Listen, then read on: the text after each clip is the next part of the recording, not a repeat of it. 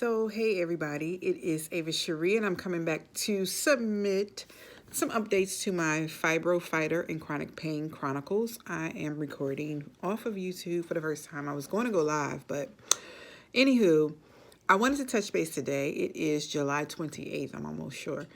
And I had an injections appointment today. And as previously stated, I was contemplating on not receiving this set of injections, which would mean I would have not have had my last two. So I have not had injections in the last 6 months. The first reason was because of the pandemic, of course, and this today, I'm going to share something that happened at my doctor's office. I'm displeased at the amount of ignorance and lack of compassion and lack of empathy of everyone's situations during this COVID-19 pandemic. I know people are ill prepared. I know things come up that we do not anticipate, that we don't expect, right? But how people mishandle people. This week, I had a family member contact me on Sunday that just passed, which would be 2 days ago. And they tested, they're in the medical field, or pharmaceutical field, I should say, and they tested positive for COVID. Therefore, they're not in my household. We took all the precautions. We notified everybody who may have had contact, blah, blah, blah, blah, right? We're very responsible. We have been self-quarantined. Prior to this, we just don't go out unless we absolutely have to because of all the lockdowns and people just running out there once we've been phased out to go outside. We just haven't been with it. Everybody in my household works from home. So, just checking on this family member's health was our top priority. You know, we wasn't concerned about our personal priority, putting ourselves first. We weren't upset. We're just trying to maintain a stress-less environment for this family member. And we took the protocol and we're all getting tested. That was secondary. That was a secondary reaction, I should say. So I knew I had an upcoming neurologist appointment because since June 28th, I've had another TIA. I believe I posted that and the processes of the stress and how it took a toll on my body, how my left side has not regained full strength and usage. It's been a roller coaster. And again, I'll say I have not had any injections for 2020. Maybe I did in January. Okay. So it's every 3 months. I'm trying to think. So anywho, I knew I had an upcoming appointment with my neurologist, so I would talk about these things again. I've had some tests. I've had some strenuous tests done. And I just adjusted my wig. That's so funny. Of course, y'all know I got a wig because I got a short haircut, but I've been working out and my natural hair has been sweating. So I have made another wig and I love it. Anywho, I do that when I'm hot. I adjust my wig. I don't care where I'm at. So that just happened. So anyway, I knew I had an upcoming neurology appointment. So we were going to go over some things. And I was contemplating up to this day because I've had more than 20 migraine days per month. It's been so excruciating. That is so unbelievable that we can live with this chronic pain and take care of babies and children and employees and show up for employers and conduct ourselves, go to school, go to, shopping, laundry. It has been virtually impossible to concentrate. It has been some days just me holding my head like this. It's been impossible to touch my own head, my own face. And I have these days with the injections, but I have a lot less. But when, like I said before, when it's time, when the injections are due, the pain comes back 2 weeks before. It's like my body starts to unthaw. The Botox wears off 2 weeks before my next appointment, and I go through this extreme extenuating pain. It's so extreme. It's very alarming. It's very concerning. To have parts of your body shut down. I started investigating to see if this Botox has side effects, if there was any current lawsuits, if people have had as an offset, if people have had diseases flare up because as a result of using Botox, so many things have been going through my mind because as an author, as a speaker, as a motivator, as a mother, as a wife, as all these things that go through my head. I've worked so hard. I've bust my ass. I still do for everyone I love, and now trying to grapple with Avis and who Avis Cherie is to myself. It's a horrible thing to deal with. Just the pain, the amount of pain and pressure that's here. It's in my neck. It's in my temples. These are all the target areas I get my injections. So today when I pulled up, I was like, am I going to get it? Am I going to talk to her? Is she going to, not be a miracle worker and give me some sigh of relief that she can't, quantify or justify or confirm. I just wanted to hear her expertise because I respect people's craft. I respect people's experience. So I got to the appointment. I'm honest. I sit down. I ain't tripping. I ain't thinking about lying. I ain't thinking about not being seen. We know what's going on. My left side's not working properly. I can't even hold a coffee mug with this hand. I mean, I've been in contact. It's things going on, right? Get there. I have to text when I'm out in the parking lot. Cool. It's protocols and processes as a result of this pandemic. I get in promptly. Less than a minute. I text. They say, come on in. I go register. They say, have you been in contact with anyone or have you been tested for COVID? Blah, blah, blah, blah, blah. Do you think you've been exposed to it? And I was like, well, hey, a family member has it. And they're not in my household, but I've been in contact with their children.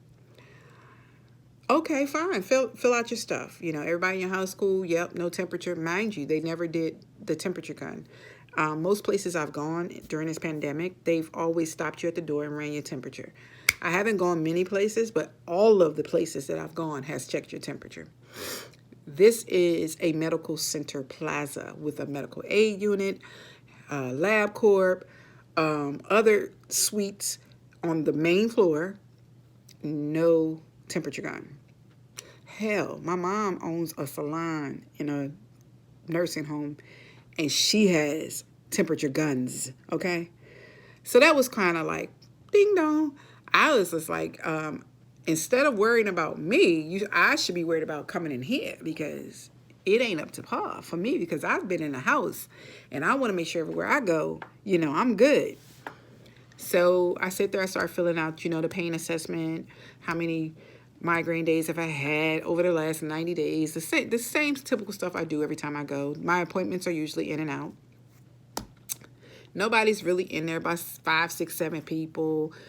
Then the same PRN or whoever it is comes out and she's like, I'm sorry, I talked to your doctor. She's really hesitant to tell me, but they can't see me. They're turning me away. My doctor did not come out herself. She's like, tell her that when she gets her test results back, once she tests on Thursday, when she gets her test results back, call and we can schedule her an appointment to come in as long as her tests are negative.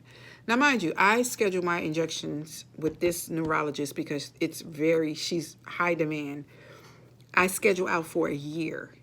So for 2020, I had my 2020 appointments in September of 2019. That last cycle of injections for 2019, I already knew my appointments for 2020. Okay. So I was taken aback. I understand. I'm trying to process. Mind you, I've already gone through this with this family member, how difficult things have been for her once someone on her job disclosed that she had COVID, and how abruptly everything stopped and how rude they've been to her, mishandling her information and mishandling her as a person and her welfare and her well-being as a mother and as an employee. Lacked total compassion. Then once we were notified, the amount of BS you hear on the news of how everybody's popping up and they're testing and it's an easy transition and it's an easy process is bullshit. I couldn't even find a testing site that didn't have some type of hiccup or clause or was going to charge us an arm and leg and half the government. So I wanted to ensure her that It's by grace that she's able to self-quarantine at home. This is the third family member that have had it. But it's by grace that they've all recovered. It's by grace that they weren't on ventilators and in the hospital machines. So, I know since in the last 72 hours, there's been some dismay about how things are being handled here where I live in Delaware. So, the lady was apologetic. The PRN was like, I'm sorry, when you get your test on Thursday, come back, which I had already told her I was testing on July 30th. No symptoms, but you still didn't take my temperature. I was being honest because I didn't think that this was correlated with that, because I wasn't going to get my injections. I was going to talk to her about an alternative to everything that's going on for my total health, not just in migraines, just my mobility. Are these injections or these migraines corroding my brain? Like, are they affecting my cognitive health? So I was turned away. I had my mask on. I thumbs up to her to be nice. And I said, you know what? It's okay, because I was completely pissed off. My mother always say, when you have nothing good to say, shut your mouth. So I shut my mouth, gave her a thumbs up, and I'm like, it's cool. Everybody knows me, I'm nice, but I'm direct. I say what I mean what I say, and I ask what I want to know. I don't beat around the bush. You've already told me, you've made the conclusion, she's made the conclusion, and unfortunately, the messengers usually get shot, Don't shoot the messenger. Well, if you didn't feel comfortable saying it, and you felt bad because this is a chronic disability for me, then I should have been offered an alternative, such as virtual consultation, like everybody else in America is doing. She could have looked at my face and seen my pain level. She could have written a script that I self-inject like she did before, the one I told you guys about in a previous Fighter Fibro and Chronic Pain Chronicle that I didn't take. At least I would have had alternatives. She didn't know I didn't take it. She didn't even call me in more than one. Like, you take these self-injections every 30 days. I only got one script. So it sounds like I need to take, I know what you're saying. It sounds like I need to, get a new doctor. That's fine. I've had over 13 years history in this place. And sometimes we get conditional, sometimes we get comfortable. The main doctor I had for the majority of that time, she left and she's teaching somewhere at one of the universities in Pennsylvania. This lady was highly referred and sought out at the top of her class in the country. So I gave her a thumbs up. Tears were behind my eyes, welling. I don't know if it's because I was pissed to pistivity, or it's because I was saddened that so many people are having some tragic experiences throughout this time with COVID, throughout this time trying to get testing, throughout this time trying to get treatment, throughout this time that it debilitated with previous pre-existing conditions, serious medical chronic issues that are sitting home and cannot be seen, nor are they considered for some sort of alternative method to check in and tap in with them to make sure that their life is valued. Because now you're sending someone in chronic pain home who has not had treatment in 2020 because of a pandemic. The last set of injections were canceled by my doctor because the state was closing down in March. So this is the second go round of skipped treatment of any sort, or just consultation, of comfort, of suggestion, of suggestive medication, alternative methods. Yes, we've been through a lot, but with all the money they get, they always talk about how, the medical field with all these things like cancer and fibro and migraines and this and that and lupus, all these things are evolving. They're looking for a cure. They're looking for something to help you cope, which I think is BS. And so I was dismayed. I was disheartened. I felt like my life is not valuable to people that's supposed to be caretakers and healthcare professions. And I'm home. And luckily and thankfully, I had already started my holistic journey to getting reacquainted with myself, my body, my triggers, my points. And at this age, which I have a birthday coming up where I'll be 48, is very important because I can't leave my life into the hands of someone who thinks of me as just another number or a ticket or statistic or a script. So I'm coming today to tell you that has been my journey today. And I pray really that you guys, during the pandemic, there's times this country has closed down completely. And a lot of us have not had treatment. Some of us have. Some of us have been self-medicating. Some people have been self-diagnosing. And some of us have not had access to treatment. You know, just make sure you get an alternative. You get a good support system that's going to help you monitor your triggers, your symptoms, the things that come and go, the waves, the highs and lows, and different things that we need to cut out of our diets, different things we need to cut out of our lifestyle, so that when the time comes that it shuts down again or a pre-existing issue flares up, you will then be able to alleviate the things that are already unhealthy and have proven to be a hindrance to your perfect health. Okay. Don't get depressed. Talk to somebody. Call the hotlines. Call friends that are equipped to deal with that, to pray with you, to talk you through those stages. Don't get anxious. Our bodies have self-healing mechanisms that we have abandoned, aborted, we have neglected. We have to listen to our bodies. We have to put the power and strength back into our bodies. Give ourselves permission to meditate, to stretch, to close the laptops and back away from our desks at home, at work. And when your body seems to be irritated, clammed up, burning with fire, exhausted, don't sit at your desk and go like this and just be like, oh my God, I got to do this. No, you need to back away. Back up, close it down, shut it down. Go listen to some vibing music. Go listen to some focused therapy. Go listen to some meditative therapy and get your life. Because ultimately, when you are no more of a service to these companies, to these doctors, to these places that you break your back for, when you're no longer a service to them, they're going to cut you off. I didn't get a call. I have a chronic illness that has been diagnosed for 20 plus years. The severity of this illness enables this doctor to give me 66 injections.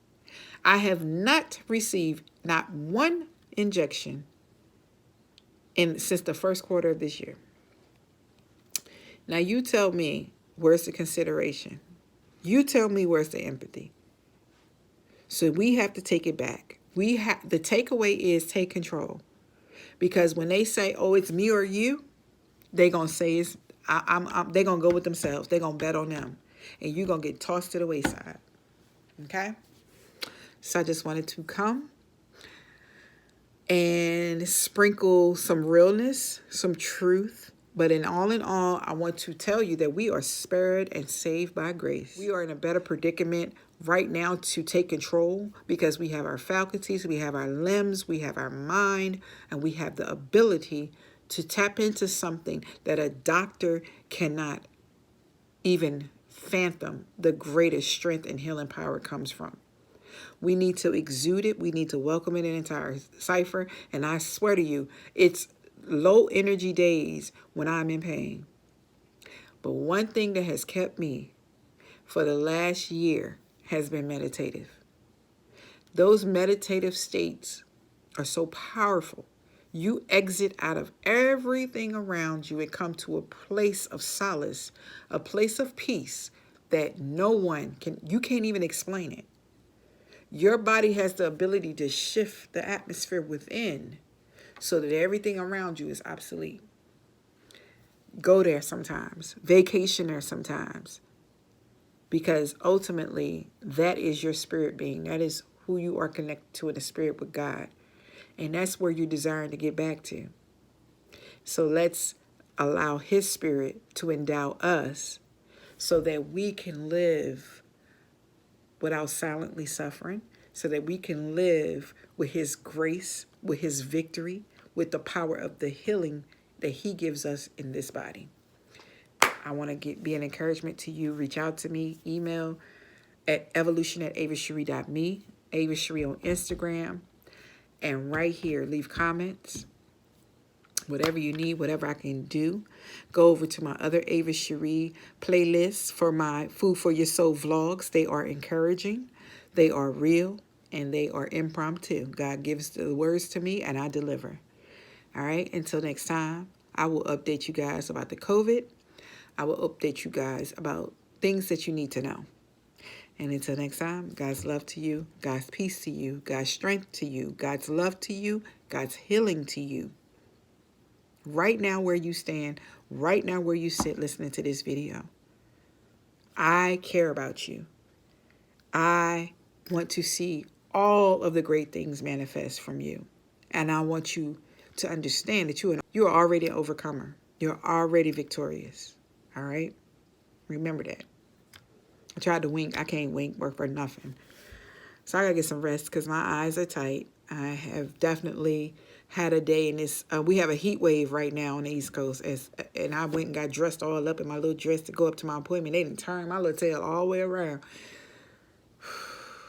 I did snap. I snapped within. But that snapping within is what causes strokes, hypertension, heart attack.